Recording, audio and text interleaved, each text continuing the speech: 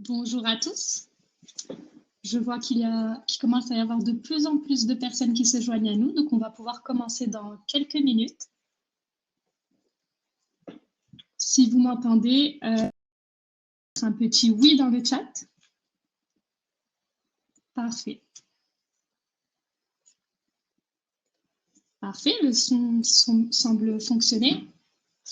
Je vois les slides aussi, donc je vais pouvoir commencer sans plus attendre. On va débuter ce webinaire.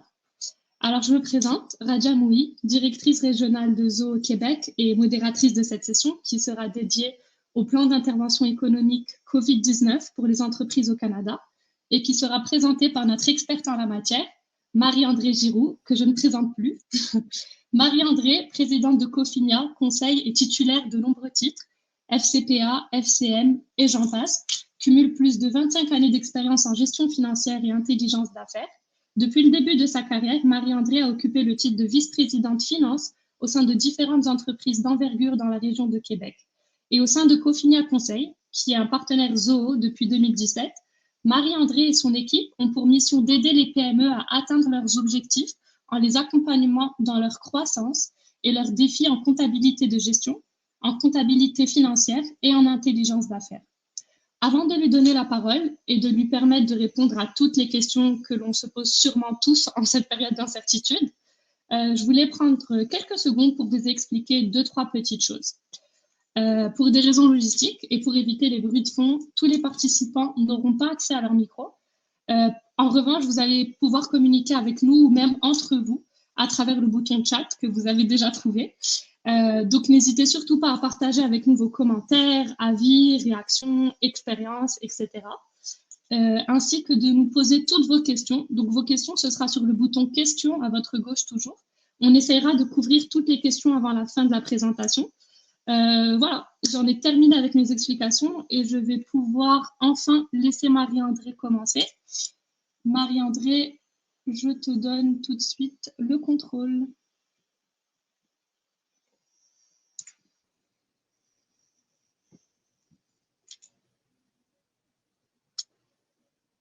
C'est bon. Merci, Radia. Alors, je vais faire la même chose. Est-ce que je vais vous demander par le chat, est-ce que vous m'entendez et me voyez à travers la caméra?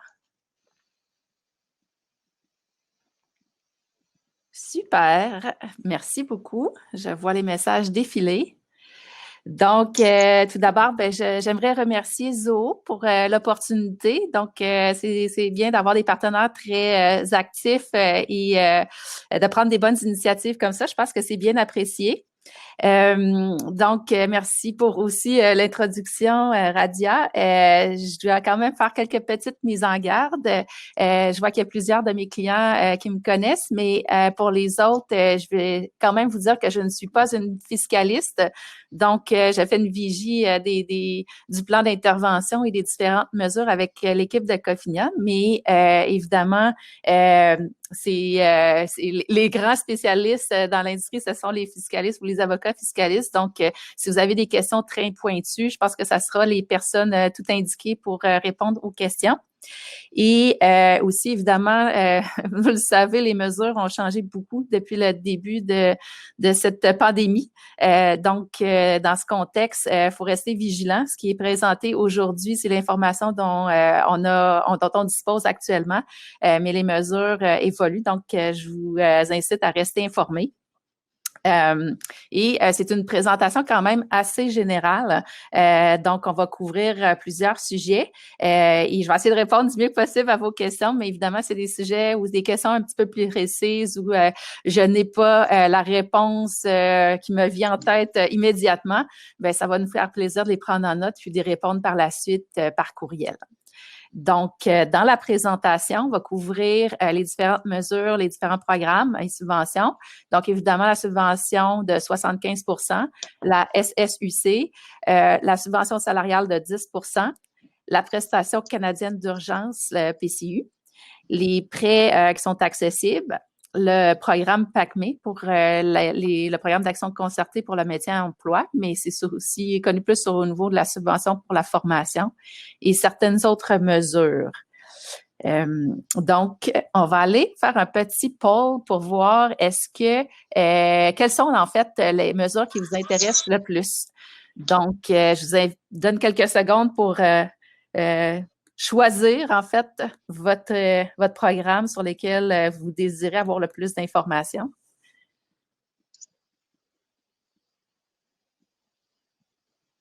C'est super intéressant. Moi, je vois les personnes qui complètent live, donc je vois ça évoluer beaucoup. Très belle application, hein, cette application Showtime. Je la découvre. Je l'avais regardée un petit peu, mais je ne l'avais pas utilisée encore. C'est mon baptême, mais c'est très, très bien. Donc, je vais vous présenter les résultats. Donc, on voit ici que la subvention salariale de 75 là, sur les salaires intéresse beaucoup de gens. Fait qu'on va passer une partie de l'heure qui suit là, sur ce sujet-là. Puis, s'il manque, s'il y a des choses auxquelles je n'ai pas répondu, bien, comme je vous ai dit tantôt, on va pouvoir revenir et vous répondre par courriel. C'est bien. Alors, allons-y. Donc, pour la subvention salariale de 75 on va parler des conditions d'admissibilité, du calcul de la baisse des revenus, du calcul par employé, dans le fond, pour évaluer le montant applicable et quelques mises en situation. Donc, comme vous pouvez voir à l'écran, les sociétés imposables, en fait, ça peut être des OBNL, les sociétés incorporées. Donc, ce qu'on vise par là, c'est des contribuables, des entreprises contribuables, donc qui sont admissibles. On va regarder avoir une baisse de revenus. Donc, le chiffre d'affaires de l'entreprise doit avoir une baisse pour mars 2020 de 15 et pour les mois subséquents, 30 Donc, le 15 est relié au fait que les activités ont commencé à être arrêtées à partir de la mi-mars, d'où la mesure un peu plus permissive de 15 qui est annoncée par la suite par le gouvernement. Le calcul de la subvention se fait pour chaque employé. Donc, c'est un incitatif à garder les employés en emploi, donc de garder le lien d'emploi. Alors, c'est pour ça que le calcul va se faire par employé. Et actuellement, les demandes ne sont pas encore ouvertes. En fait, vous allez avoir, ils ont mis sur le site de l'ARC un formulaire qui va être disponible seulement à partir du 27 avril, mais ils ont mis une petite calculatrice qui peut aussi vous aider à commencer à faire certains calculs. Et cette mesure-là est rétroactive au 15 mars. Par contre, ce que je mentionne, c'est il n'y a pas d'urgence à faire votre demande si vous n'avez pas de problème immédiat de trésorerie. Vous avez jusqu'au 30 septembre pour faire la demande. Donc, ça peut être intéressant de prendre le temps de faire vos calculs adéquatement, finir la comptabilité, la tenue de livre jusqu'au 31 mars, au 30 avril et tout ça pour bien calculer les scénarios qui vous avantagent le plus. Quand on calcule la baisse de revenus, il y a deux options possibles. On peut se comparer à mars 2019 pour la période de mars 2020 ou on peut se comparer à la moyenne de janvier-février 2020. Donc, dans un certain cas, si par exemple vous êtes en forte croissance, bien évidemment, mars 2019 ne sera pas une bonne période de référence alors que janvier et février le seraient. On va aussi vous demander de vous qualifier période par période, donc le mois de mars, puis par la suite le mois d'avril et finalement le mois de mai. Une des informations que j'ai lues au travers de mes recherches, c'est que ça va être quand même assez léger. En tout cas, j'ai pas fait le test, là, vu que ça va être disponible seulement lundi, mais en fait, ce qu'on va demander, ça va être une attestation par le dirigeant. Et ça ne sera pas, comme beaucoup de demandes, des fois très complexes. Ça va être quand même relativement simple et les vérifications vont se faire par la suite.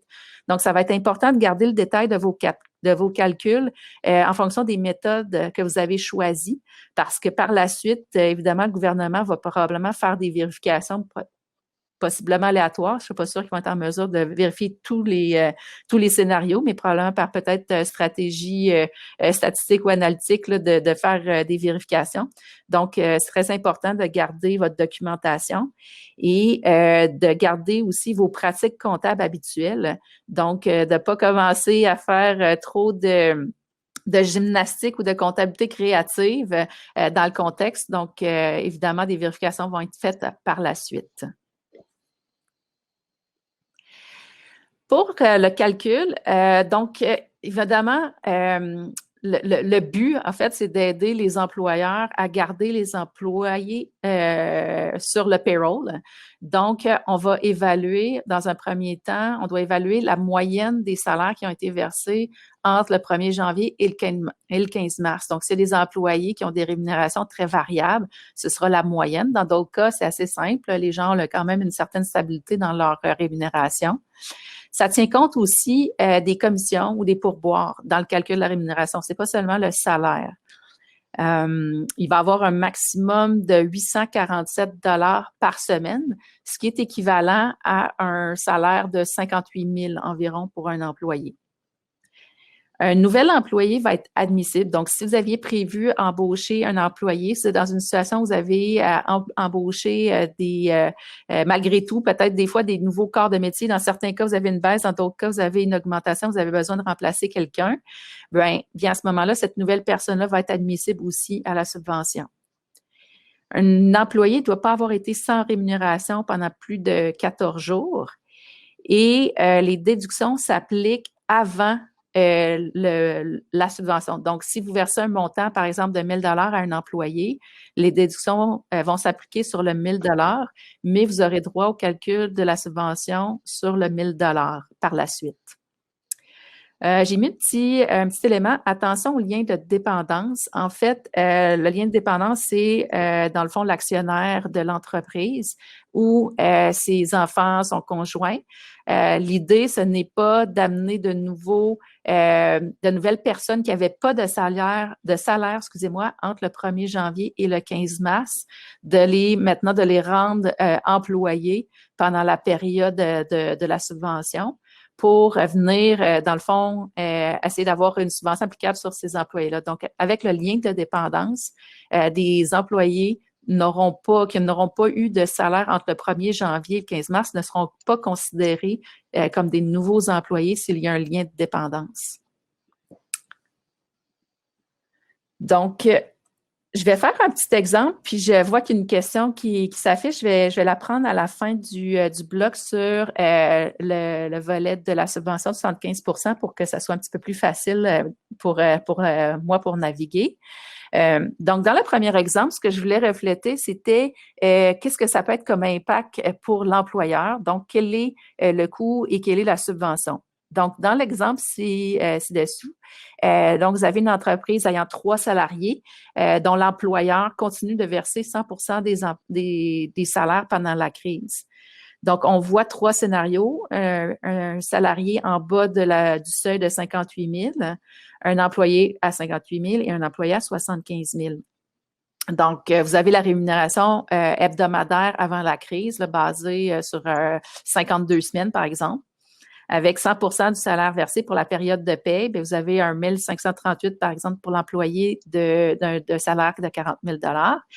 À 75 %, il a droit, dans le fond, à 1 154 de subvention, donc pour une période de 2 semaines. Et le coût pour l'employeur pour cette ressource-là sera alors de 385 $. Pour un employé au salaire de 58 000, bien, il se qualifie directement au montant limite de la subvention de 1 694 pour 2 semaines.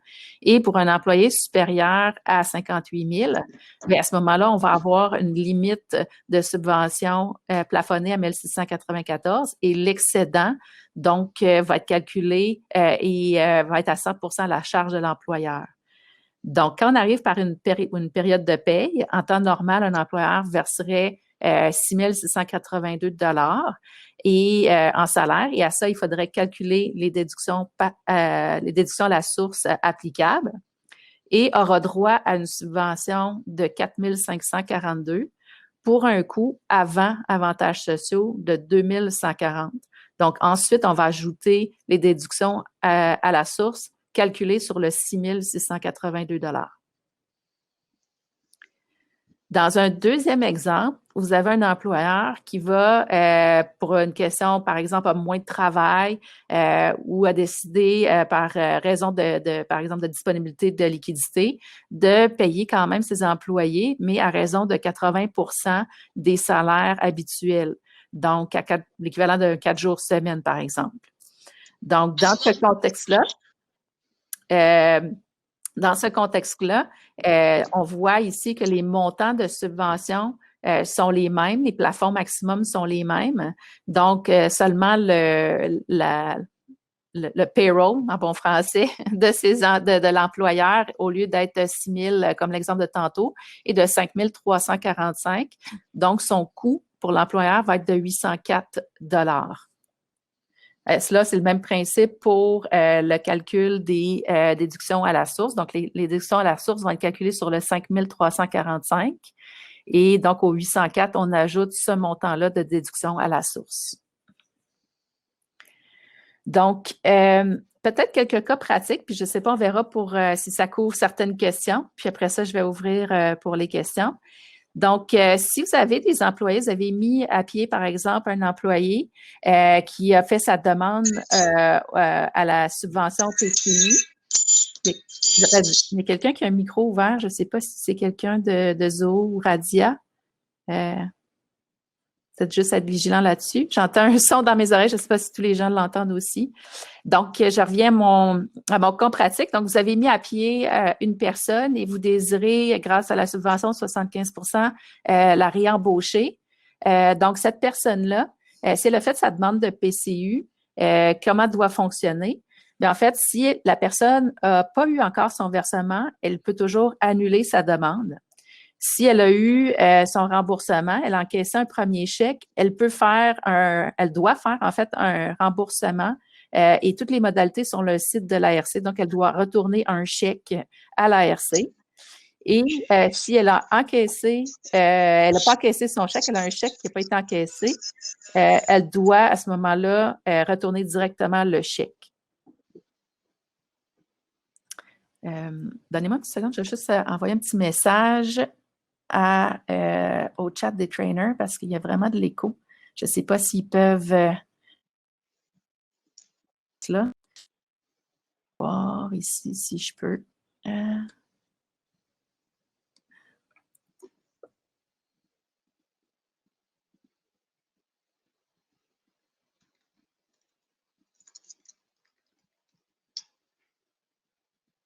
OK, merci. J'ai fait de la demande pour avoir moins de bruit. Dans un autre ordre d'idée, en fait, est-ce qu'un actionnaire est admissible à la PCU ou si je suis un chef d'entreprise et mon salaire est plutôt, en fait, des dividendes, est-ce que je peux faire une demande? Donc, si, en fait, il y a deux éléments. En fait, si vous êtes un actionnaire de votre entreprise et que vous avez eu du salaire entre janvier et mars, donc oui, vous pouvez être admissible au 75 Et si vous êtes payé en dividende, malheureusement, non. Pour l'instant, selon les modalités qui ont été énoncées, vous n'êtes pas admissible à avoir cette subvention-là.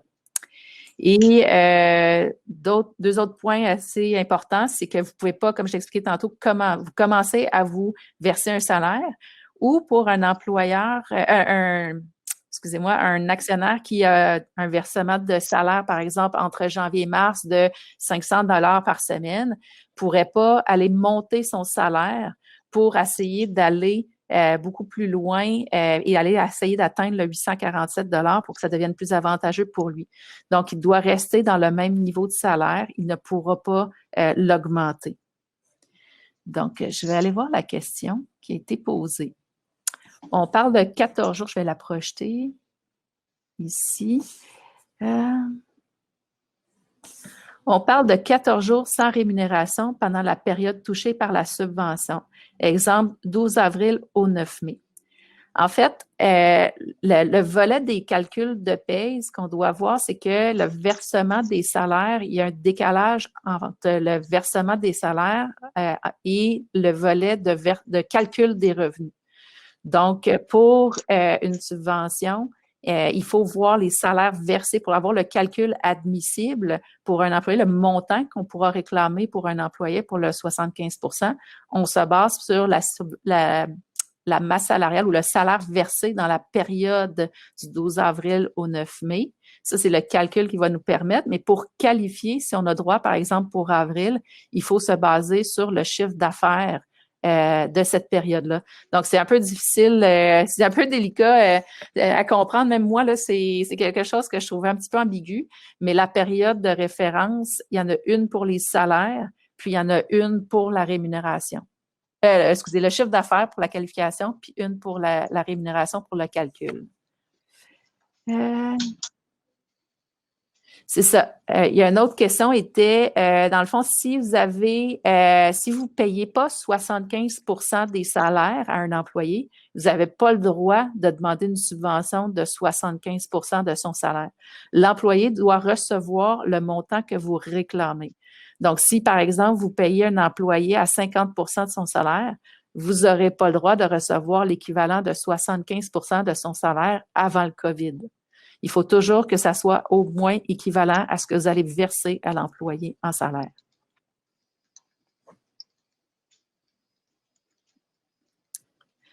Je vais vous mettre à l'écran maintenant un nouveau petit sondage pour voir si vous avez bien suivi.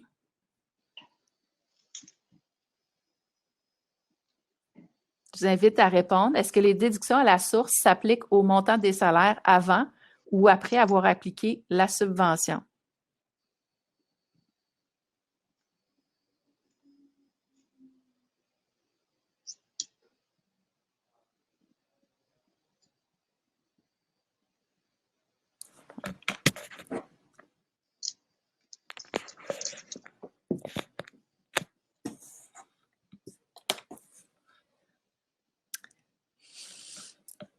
Alors, je vais vous présenter les réponses. En fait, je ne l'ai pas mentionné, donc je n'ai pas suivi mon programme tout à fait, mais il y a un cas d'exception pour les avantages sociaux.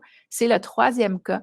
Donc, il faut calculer le montant des avantages sociaux sur les salaires avant subvention, sauf si vous avez des employés et qui sont en congé. Donc, une personne, par exemple, qui aurait des jeunes enfants qui pourraient difficilement se présenter ou télétravailler, présenter si vous êtes capable d'avoir votre bureau ouvert ou en télétravail, mais qui serait quand même rémunéré à 100 %. Donc, pour un employé comme ça, vous auriez droit d'avoir aussi un remboursement pour les avantages sociaux.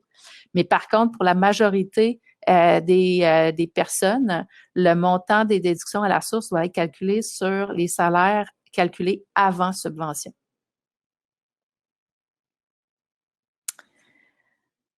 On serait rendu maintenant à la subvention salariale de 10 %. Je vois qu'il y a encore une question. On peut peut-être afficher la question.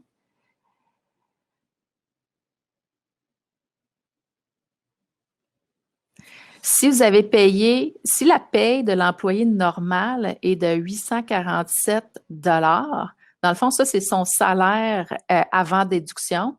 Donc, on va appliquer un 75 % de ce montant-là.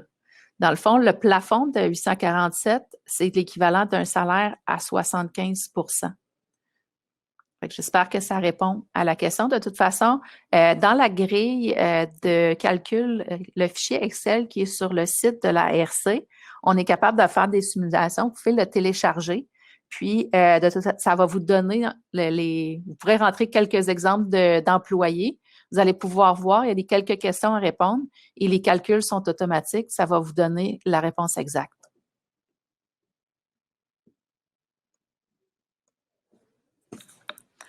Donc, pour la subvention salariale de 10 %, on va regarder les conditions d'admissibilité, la subvention de 10 % versus les autres types de subventions, le montant de la subvention, bien que c'est simple à 10 %, mais on va faire un petit peu les calculs aussi, et quelques éléments spécifiques.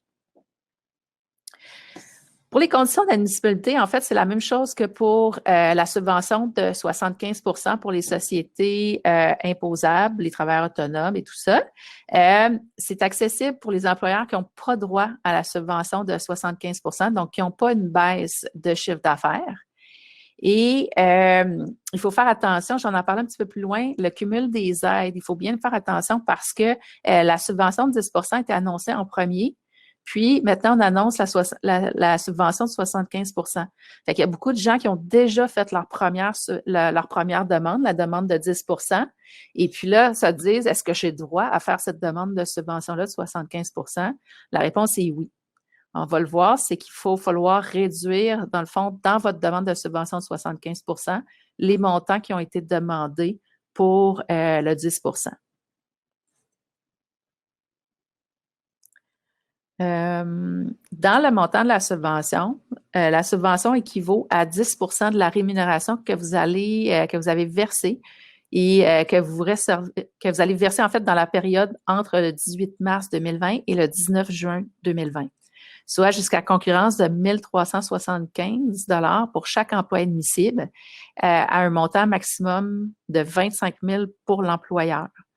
Donc, c'est quand même pas un montant aussi généreux que la subvention de 75 qui a un plafond, mais pour les entreprises qui n'ont pas de baisse ou de grosse baisse de chiffre d'affaires, c'est quand même très bien. Pour se prévaloir de la subvention, la mécanique est un petit peu différente. Vous devez réduire le versement de vos retenues à la source. Donc, pour réduire le montant de vos retenues à la source, si vous faites, par exemple, affaire avec un éditeur de paie comme Employeur D ou Netris, ADP, généralement, ces entreprises-là vont avoir développé les mécaniques de calcul pour vous permettre de faire les réductions. Et si vous utilisez votre équipe comptable à l'interne, utilise par exemple Acomba ou un autre logiciel comptable pour faire la paye, bien, c'est lors de la remise des déductions à la source. Généralement, je me souviens plus, le 15 ou le 30 du mois suivant, selon le calendrier prévu, où là, vous pouvez réduire le montant des remises que vous devrez faire. Et ça ne s'applique pas, par contre, aux cotisations, au régime de pension du Canada ou à l'assurance emploi.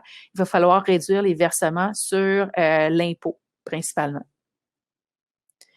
Donc, dans l'exemple ici, on peut voir un peu le même principe que tantôt. On peut voir les 3 différents types de niveaux de revenus d'employés. La subvention va s'appliquer sur chacun des salaires des employés.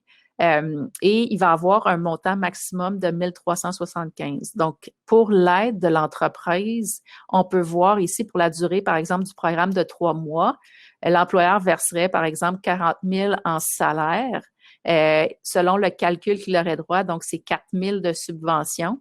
Le maximum pour employeur, par employé, excusez-moi, est de 4 125 pour le total des 3 employés. Donc, la subvention admissible va être un maximum de 4 009 $.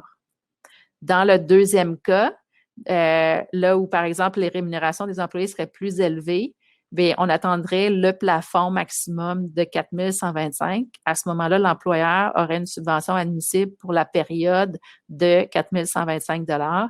Donc, une entreprise comme ça qui a une rémunération, une masse salariale inférieure n'atteindrait pas le plafond de 25 000 $, mais il serait quand même en droit d'aller chercher un montant de 4 125 $. Cette subvention-là, en fait, ce qu'il faut faire attention, j'ai des clients qui sont dans le domaine des technologies et qui reçoivent des crédits d'impôt à la recherche-développement ou des crédits pour le CDAE, donc des crédits calculés sur la base des salaires.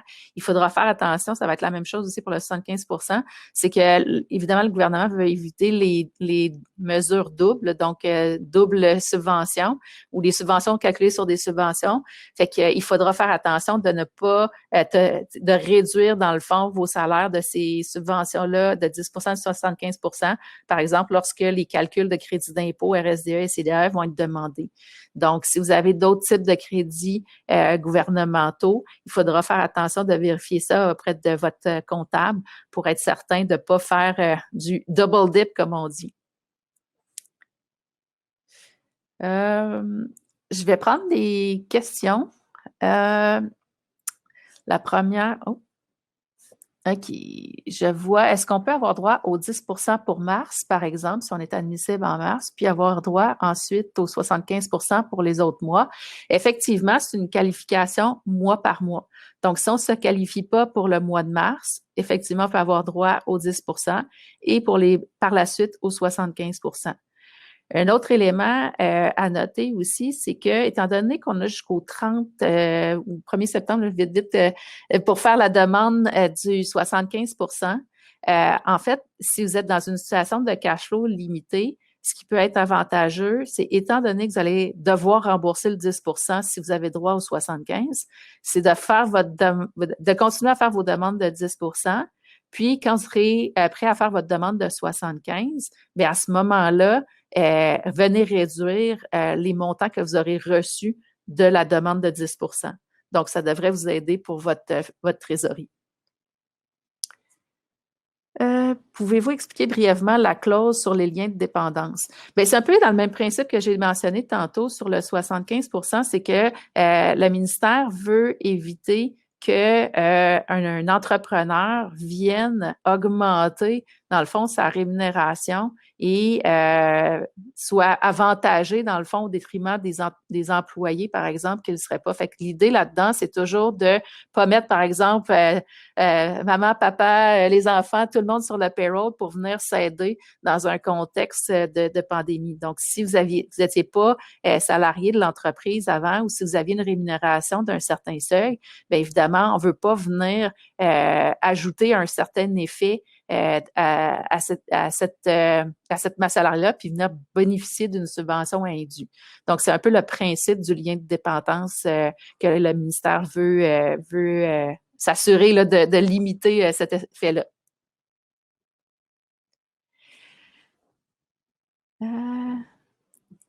Étant déjà un client pour la paye chez Cofina, peut-on vous mandater pour faire les calculs? Bien sûr, on va vous aider, ça va nous faire plaisir.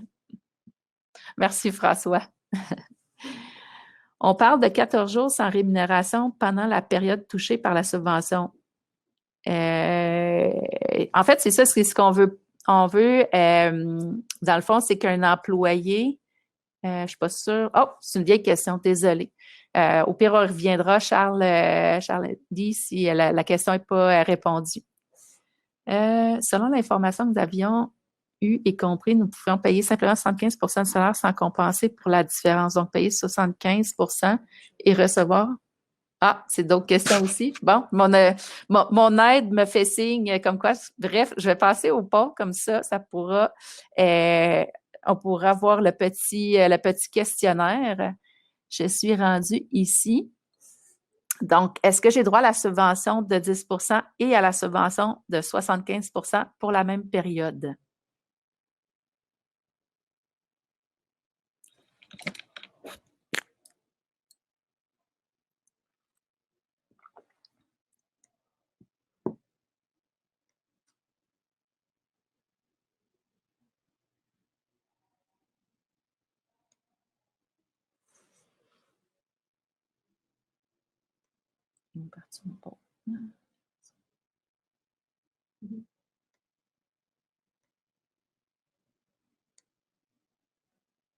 Bon, je vais montrer les résultats. Donc, effectivement, tantôt je disais oui, dans le fond, on n'a pas droit à 2 subventions pour la même période, sauf qu'étant donné que la subvention de 10 était annoncée avant la subvention de 75 mon conseil, si vous avez besoin au niveau de votre flux de trésorerie, comme vous avez pour la subvention de 75 vous avez jusqu'en septembre pour faire votre demande. Bien, l'idée, c'est, sachez que vous aurez à rembourser le 10 ou l'appliquer en réduction de votre 75 mais pendant une petite période, vous pourriez, dans le fond, profiter du 10 puis ensuite l'appliquer contre le 75 que vous allez réclamer. Donc, j'ai une question. Luc. Nous avons fait le traitement de la paye cette semaine avec Emploi RD. Nous n'avons pas vu de changement au niveau des déductions à la source. On pourra faire une vérification plus précise dans ce contexte-là. Normalement, je n'ai pas fait la simulation moi-même. J'ai un spécialiste de paye chez Cofinia. Donc, je vais garder en note les questions et cette session est enregistrée. Donc, par la suite, pour les questions que j'ai pas eu le temps de répondre, et on pourra vous revenir à la fin de la présentation, soit par courriel. Donc, l'équipe Zo va m'aider dans ce contexte-là à bien utiliser la présentation pour vous revenir sur vos questions aussi. Une question nous vient aussi, j'ai diminué le salaire de mes employés de moitié depuis le 15 mars. Est-ce que la subvention paiera 75 de ce que j'ai payé ou du salaire normal?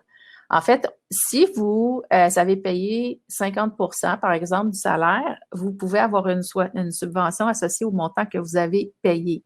Si vous décidez, par exemple, maintenant d'augmenter les salaires pour le restant des périodes à venir, c'est-à-dire, par exemple, les prochaines périodes de paie, ce qui va vous permettre d'aller chercher des montants pour le mois de la subvention pour le mois de mai, bien, ça peut favoriser vos employés de pouvoir leur donner un montant additionnel en salaire. Et pour vous, bien, le coût sera compensé par la subvention de 75 Donc, on va passer maintenant à la prochaine section, la PCU. En fait, la PCU, je ne vais pas m'attarder trop parce qu'on a beaucoup parlé, on a beaucoup entendu parler aussi. Et donc, dans les principales conditions de la municipalité, les modalités de la prestation questions fréquentes, donc on va couvrir un peu le même genre que les autres subventions. Il faut avoir gagné un minimum de 5 000 $ au cours des 12 derniers mois dans l'année 2019. Donc, c'est du salaire ou salaire et commission. Il faut, très important, avoir perdu son emploi en lien avec la COVID. Donc, ça peut être une mise à pied temporaire ou une mise à pied permanente. Il faut avoir cessé de recevoir un revenu de travail pour au moins 14 jours consécutifs. Et nouvelle mesure qui a été annoncée dernièrement, c'est qu'une personne qui gagne 1 000 $ par exemple, par mois à d'autres sources de revenus ou par l'employeur, par exemple, vous avez quelques heures à faire à votre employé en termes de travail, bien, du moment qu'elle gagne un maximum de 1 000 $ par mois, elle ne sera pas coupée pour son versement de 2 000 $ de PCU. Et les travailleurs saisonniers qui ont épuisé les prestations régulières d'assurance-emploi ou les travailleurs là, qui arrivaient à la fin de leur période d'assurance-emploi. Donc, étant donné que ces employés-là, s'ils ne peuvent pas se trouver du travail à cause de la COVID, bien, ils seront aussi admissibles au PCU. Donc, la demande est faite en ligne. Il y a beaucoup d'informations à ce sujet-là. Ça se fait quand même assez rapidement. Ça a été accessible en alternance selon des journées précises pour chacun des mois anniversaires des personnes qui font la demande. Donc, il faut renouveler sa demande à chaque mois. Fait à noter, c'est une aide imposable. Donc, pour l'employé, pour la personne qui fait la demande, il faut prévoir payer un montant ou garder un montant éventuellement ou récupérer un montant dans les mois où le travail sera revenu, car dans le rapport d'impôt de 2020 qui va être fait au plus tard au 30 avril 2021, il faudra tenir compte de ce 8 000 $ ou en tout cas le nombre de périodes que vous aurez eu sur comme un revenu imposable. Et pour l'employeur, évidemment, si c'est une mise à pied temporaire, il n'y a pas lieu de vider les banques de vacances ou de donner le 4 ou le 6 de vacances. Donc, le lien d'emploi est encore là. L'employeur a 6 mois, par exemple, pour être en mesure de réembaucher son employé. Sinon, après, ce sera possiblement une mise à pied définitive. Donc là, oui, il faudra verser le 4 ou le 6 Et un employé, ben en fait, s'il est rappelé au travail, on l'a vu un petit peu plus tôt, donc si un employé est rappelé au travail, ben il devra, pour les périodes où il y a eu la PCU, faire le remboursement auprès du ministère s'il y a du salaire pendant cette période-là. Donc, quelques cas pratiques. Si je suis payée en dividendes, donc, est-ce que vous avez droit à la PCU? Donc, si vous avez eu un salaire ou un dividende d'au moins 5 000 $ dans les 12 derniers mois, Vous êtes inactif et sans revenu, 14 jours consécutifs pendant 4 semaines. Donc, oui, vous serez admissible. Si vous êtes un travailleur autonome et que vous avez gagné au moins 5 000 $ dans l'année 2019, comme revenu d'emploi ou revenu de travailleur autonome, si vous êtes inactif en raison du COVID, bien oui, vous aurez droit et vous aurez un maximum de 1 000 $ par mois de revenus sans pénalité. Donc, ça peut venir vous aider. Si, par exemple, pour le cas d'une personne qui vient de se partir une nouvelle entreprise, donc elle a accumulé des revenus d'emploi en 2019, elle a quitté son emploi pour fonder une entreprise ou pour être travailleur autonome et elle a eu des premiers contrats, mais finalement, les contrats étaient annulés. Est-ce que cette personne aurait droit à la PCU? Oui, dans le fond, si vos contrats ont été annulés en raison de la COVID, puis vous respectez les autres critères. Donc, vous avez gagné du revenu d'emploi en 2019. Alors oui, vous seriez admissible à la PCU. Et si vous êtes un propriétaire d'entreprise, un commerce de détail, vous continuez à faire certaines ventes, bien, vous êtes sujet aussi à la limite de 1 000 $ par mois si vous voulez recevoir de la PCU. Petite question ici. Non, ça c'est... Aller plus loin, ce ne sera pas tellement long. Une question.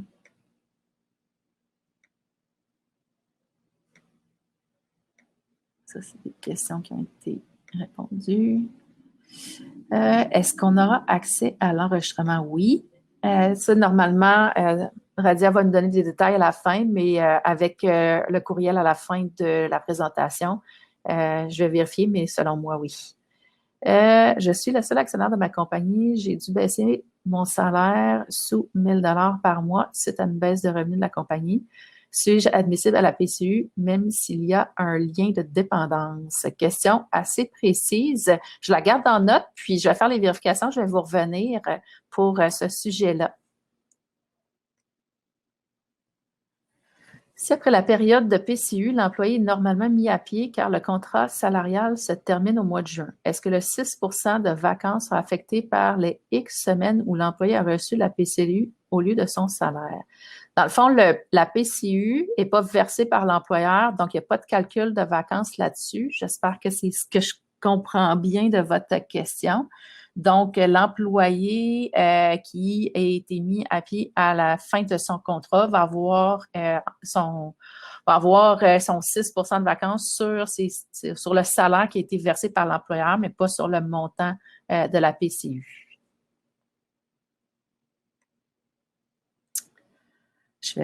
On a-tu un petit sondage? On a un petit sondage, petit questionnaire. Donc, la PCU est-elle imposable?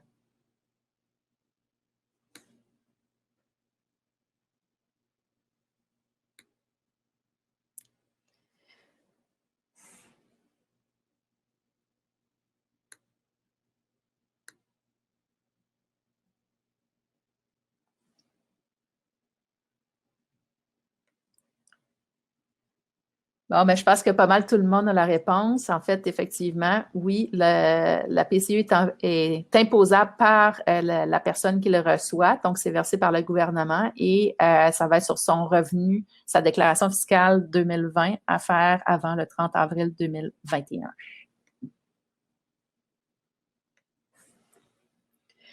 Dans les prêts disponibles, je ne vais pas prendre trop de temps, mais vous avez sûrement entendu parler du prêt garanti de 40 000 $ à faire via votre institution financière. C'est très, très simple dans la majorité des cas. Je sais qu'il y a certaines institutions financières qui ont un petit peu plus de difficultés technologiques, mais grosso modo, c'est quand même très rapide de recevoir ce prêt-là. Ce que je voulais seulement mentionner, c'est peut-être quelque chose qu'on a moins vu, c'est dans les modalités, soyez vigilants parce que, évidemment, c'est une aide d'urgence au PME pour le fonds de roulement. Donc, il faudra faire attention de pas utiliser ces montants-là, faire n'importe quoi, donc rembourser des prêts existants, par exemple, ou se verser de généreux dividendes. C'est vraiment un prêt pour assurer d'être capable de faire face au fonds de roulement, donc les paiements des salaires, achat de matières premières, choses comme ça. Donc, soyez attentifs à ça. Ensuite, je suis allée un petit peu trop vite, excusez-moi. Le prêt de 50 000 Pacte, en fait, c'est le prêt qui a été discuté au tout début, qui était garanti. C'est une garantie de prêt d'Investissement Québec, qu'il faut passer par Investissement Québec ou la BDC. Donc, pour des entreprises qui peuvent avoir des plus gros besoins ou qui sont structurées pour faire les demandes de financement comme ça. Je pense que les modalités sont bien expliquées sur le site de ces entités-là. Et il faut quand même prévoir qu'il y a un certain temps de traitement pour répondre à la demande. Je pense qu'il y avait un délai de 1 mois. Donc, le prêt garanti de 40 000 là, est beaucoup plus rapide. Et il y a un troisième prêt qui a été annoncé pour les mesures d'urgence au PME qui est fait en fait qui est administré par les MRC. Sur le site de votre ville, en général, vous pouvez faire un bifurquer vers le site de la MRC. C'est un programme pour les PME qui sont fermées ou sur le point fermé, que les problèmes sont vraiment en lien avec le COVID. Il faut être en activité depuis au moins 1 an et à ce moment-là, présenter une demande sur le site. Je pense qu'il y a quand même pas mal de modalités à respecter. Là, donc, ça, il y a quand même c'est peut-être pas la première demande de prêt que je ferais. J'irais avec le prêt garanti de 40 000 là, si j'avais à choisir personnellement. Le programme Action concertée pour le maintien en emploi. Puis, je vois des questions, je vais attendre à la fin pour le reste pour être sûr de bien couvrir. Je vois l'heure avancer. Donc, je vais revenir avec les questions par la suite. Le programme d'Action concertée pour le maintien en emploi, en fait, c'est un programme pour rembourser de la formation pour un employeur qui désire former ses employés. Dans le fond, ça peut être pour favoriser le développement de compétences des employés sur des compétences numériques ou sur de la formation en lien avec la reprise post-COVID. Donc, peut-être des changements dans les façons de faire ou pour les mesures, entre autres, de distanciation au travail. Donc, les frais de formateur, si vous avez un formateur interne ou externe, les frais de formateur sont admissibles à la subvention. Et les employés sont aussi admissibles, leur salaire est admissible jusqu'à un maximum de 25 000 $. Par contre, il faut noter que si vous avez reçu une subvention de 10 ou vous allez recevoir une subvention de 25 dans votre demande, on va vous dire de soustraire ce montant-là. Donc, évidemment, ça va venir couvrir, par exemple, le 25 restant du salaire qui a été versé aux employés et l'autre 75 aurait été assumé par la subvention de 75 Il faut faire la demande via Service Québec. Je pense que c'est quand même assez facile d'avoir un premier rappel. Il rappelle assez vite les gens, mais il faut évidemment prendre le temps de compléter une demande de formation. Il y a quelques formulaires à compléter la demande. Il y a aussi un calendrier, par exemple, et de lister les employés qui seront visés par la formation. Donc, il y a un certain nombre de choses à compléter. Et ensuite, l'analyste au dossier chez Emploi Québec va regarder le dossier et puis va rendre une décision. Donc, c'est une enveloppe de 100 millions qui a été annoncée, qui est disponible. Les formations doivent se donner jusqu'au 30 septembre. Le principe est premier arrivé, premier servi. Donc, si vous faites votre demande en mois d'août, il y a probablement fort à parier là, que l'enveloppe va être rendue vide. Et on se fait dire qu'il y a quand même beaucoup de demandes. Peut-être que si vous dites, j'ai entendu parler que dans mon centre local d'emploi, les demandes, il y avait beaucoup de demandes, il ne reste plus de budget. Je vous invite quand même à rester vigilant parce que depuis le début, le gouvernement a annoncé des augmentations de mesures quand même régulièrement. Fait que ça pourrait être quelque chose, il n'y a rien d'annoncé, mais est-ce qu'il pourrait bonifier l'enveloppe? On ne le sait pas. Donc, je ne me limiterai pas si j'étais vous. Quelques autres mesures. Vous avez certainement entendu parler de la mesure des reports de taxes et d'impôts. Donc, je ne vais pas m'attarder. Ça permet de garder les liquidités au sein de l'entreprise pendant une période additionnelle. Ils ont annoncé aussi des programmes pour les loyers commerciaux. On n'a peu de détails encore. Les détails sont à venir. L'idée était de permettre de ne pas payer les loyers d'avril, mai, juin pour aider toujours la trésorerie des entreprises. Donc, je vous invite à surveiller cette mesure-là. D'autres mesures aussi, on a entendu parler, donc moi, j'en ai plus profité. J'ai été témoin, j'ai reçu un courriel de mon assureur qui m'invitait à m'inscrire pour réduire la prime sur mon véhicule d'entreprise. Donc, pour les véhicules commerciaux, étant donné qu'ils ne roulent plus, ça permet de réduire le risque pour l'assurance. Donc, ils profitent de l'occasion pour réduire la prime, mais c'est pas automatique. En tout cas, pour mon assureur, c'était pas automatique. Il fallait s'informer. Il y a un report de paiement pour vos prêts. Ça, je pense aussi, si vous avez des prêts, vous pouvez vous entendre avec la majorité de vos institutions financières pour essayer de reporter les versements. Il y a aussi une autre subvention qui a été annoncée, je pense que c'est cette semaine ou la semaine passée, le programme d'aide à l'innovation du CNRC Paris. Ça vise les entreprises qui travaillent principalement en innovation technologique, qui n'ont pas droit, par exemple, aux 75% et qui auraient besoin de subventions. Donc, c'est une subvention salariale également. Vous pouvez aller sur le site du CNRC Paris. Et vous devez, par contre, vous dépêcher un petit peu parce qu'ils ont lancé une date de fin du programme le 29 avril. Donc, si vous êtes curieux, vous pouvez nous écrire aussi. On pourra essayer d'avoir plus d'informations pour vous si c'est une mesure qui peut vous intéresser. Finalement, oui, il y avait une dernière annonce aussi qu'on a vue arriver, je pense, hier ou avant-hier, quelque chose comme ça. C'est la PCU pour les étudiants. Donc, j'en traite pas. J'ai pas eu le temps de prendre connaissance tout à fait des modalités du programme, mais c'était pour soulager un peu les employés qui souvent vont cogner à la porte de maman, papa pour avoir de l'aide s'ils sont, par exemple, en appartement, ils sont à l'école. Donc là, le gouvernement s'est dit, papa, maman n'auront pas les fonds nécessairement pour aider les étudiants. On veut leur permettre de continuer leurs études. Donc, on va leur offrir une PCU pour étudiants. Donc, ça couvre pas mal les éléments du programme. Je vais regarder quelques questions. Il nous reste un petit peu de temps avant que je puisse repasser la parole à Radia. Donc, je regarde ici. Si j'étais travailleur autonome en 2019 et mis en place une incorporation en 2020, est-ce que j'ai droit au prêt de 40 000 $? Donc, c'est un peu spécifique. Il faudra que je regarde, dans le fond, l'incorporation vous permet à partir de quel moment. Mais ça, Éric, je pourrais te revenir par la suite. Je vais faire la vérification. Est-ce que des actionnaires, plutôt que des employés, peuvent obtenir du soutien pour la formation? Il y a un actionnaire, si il est rémunéré par salaire, oui, mais s'il est rémunéré en dividendes, bien évidemment, il n'y a pas de calcul de subvention qui s'applique, donc ce n'est pas des salaires qu'elle se verse. Pour l'instant, en fait, c'est l'information que j'ai eue. Personnellement, je vis la situation, donc c'est la question que j'ai posée, mais je n'ai pas eu la réponse encore. Comment interagiront la subvention salariale 75% et la subvention PACME si l'employeur se qualifie pour les deux?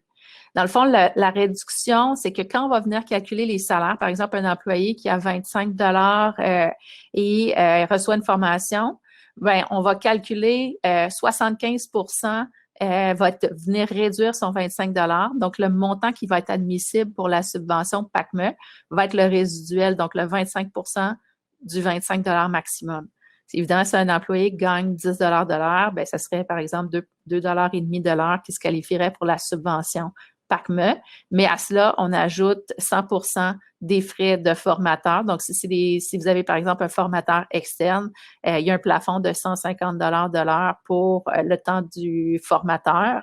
Et si c'est un formateur interne, donc 100% aussi du salaire du formateur interne va être calculé dans la subvention. Pour l'aide à l'innovation, pouvez-vous publier le lien? Oui, on va vous envoyer le lien dans les... je prends note, puis on va le faire suivre ou dans les... par la suite, en fait, je vais vous donner aussi un courriel, notre courriel, puis je pourrais le faire à l'instant. En fait, info@cofinia.ca. Si vous avez des questions, même si ça vous... si la question vous soulève ce soir ou demain, donc, vous pouvez nous écrire à info@cofinia.ca, ça va nous faire plaisir de vous répondre.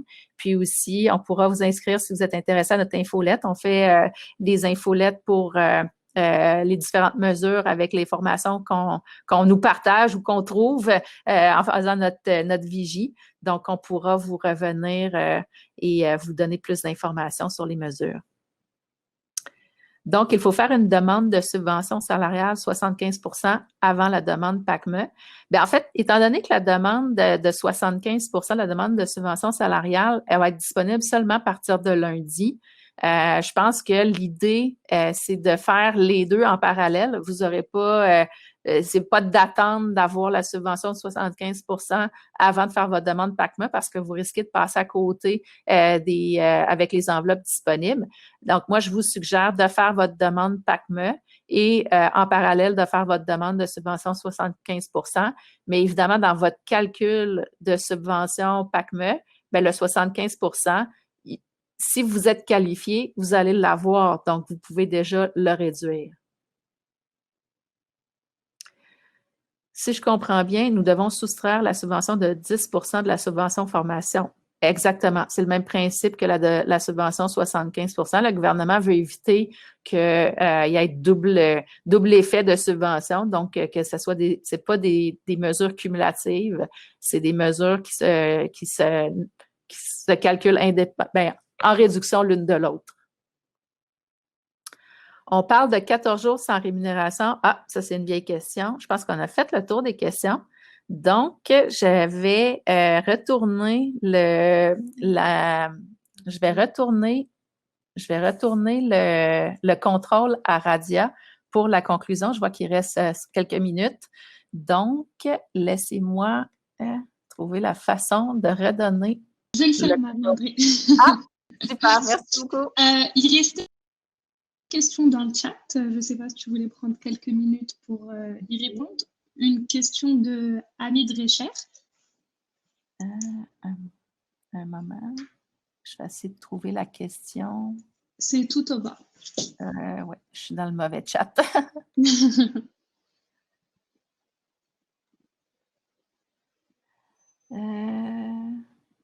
Quel est le nom de la subvention où nous n'aurions pas à payer le loyer? En fait, cette subvention-là a été annoncée, mais sans aucun détail. Donc, dès qu'on aura plus d'informations, on va pouvoir vous le donner. Je vous invite à nous envoyer un petit message à info@cofinia.ca. Vous ajouterez notre infolette. Et donc, quand cette mesure-là va être annoncée, on pourra vous donner les liens. Ensuite, pouvons-nous demander le prêt de 40 000 et celui de 50 000? Oui, étant donné que c'est des prêts, donc ce n'est pas des mesures de subvention. Alors, vous devrez rembourser ces prêts-là. Alors oui, c'est possible de le demander. Si vous qualifiez en fonction de chacun des modalités du prêt, vous allez pouvoir avoir les deux. Parfait. Ben, si c'est tout, on va conclure ce webinaire. Merci à toi, Marie-André, pour cette présentation et merci à vous tous pour votre participation active et vos nombreuses questions. Donc, nous allons vous envoyer, comme Marie-André a dit, un courriel après ce webinaire avec un lien pour la présentation ainsi que l'enregistrement. Et si vous avez des questions, n'hésitez pas à envoyer un courriel et on sera ravis de vous répondre. Merci, Radia. Merci tout le monde. Merci, au revoir. Au revoir.